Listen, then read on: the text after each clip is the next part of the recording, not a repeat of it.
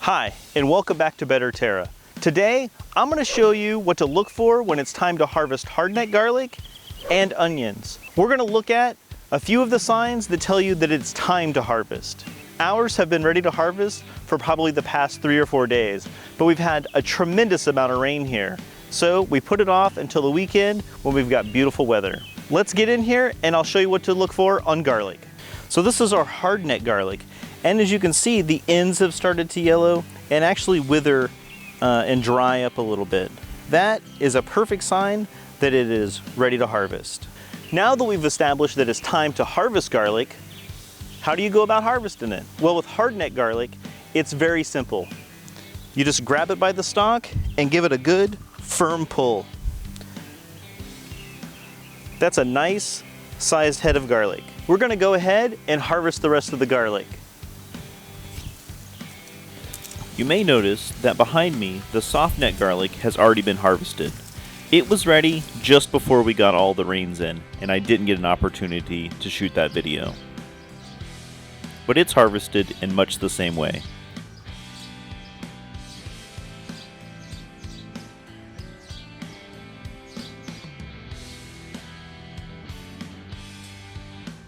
With the soft neck varieties, it'll let you know that it's time to harvest when it starts laying over on the ground. All right, here we are looking at the onions. And as you can see, the onion tops are starting to flop over. And that is the sign that I look for that it's time to harvest the onions. Here we have yellow Walla Walla onions. And this year, these have got enormous. I can't wait to harvest these. So let's not wait any longer.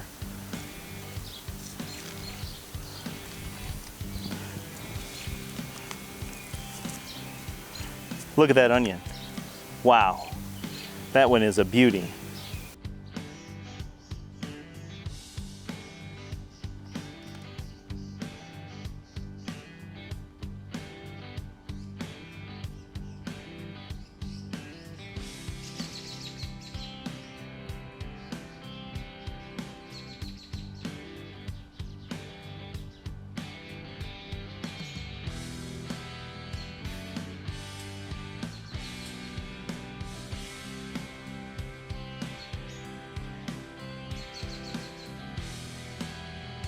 Last night, we finished harvesting everything, but we ran out of daylight.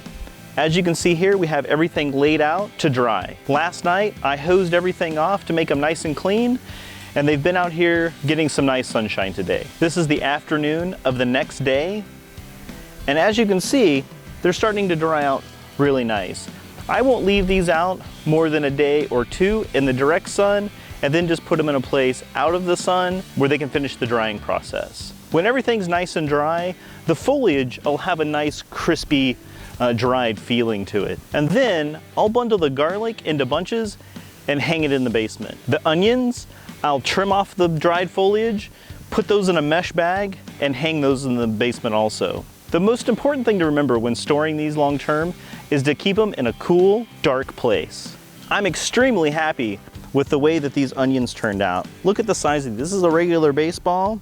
Julio Franco baseball, and it's easily bigger than a baseball. And there are several that are of that great size. The red onions didn't get quite so big, but they're still healthy size. These are gonna last a long time. When it's time to store your onions away, you can store them away just like this with the foliage trimmed off, or you can peel back some of the paper skin layers to make them look a little cleaner and pretty. This is best to do during the drying process so that next outer layer can have a chance to dry also. But like I said, it's not a necessary step. The same thing goes for garlic. Whenever you're storing it away, you can peel back some of the uglier parts, you can trim the roots with scissors, but it's not necessary. When it's time for use, then you can do that. If you're new to the channel, consider subscribing. And if you've liked what you've seen so far, remember to hit that like button. That tells YouTube that we're doing a good job and they'll send more viewers our way.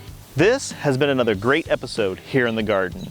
And as always, keep on working toward a better Terra one harvest at a time.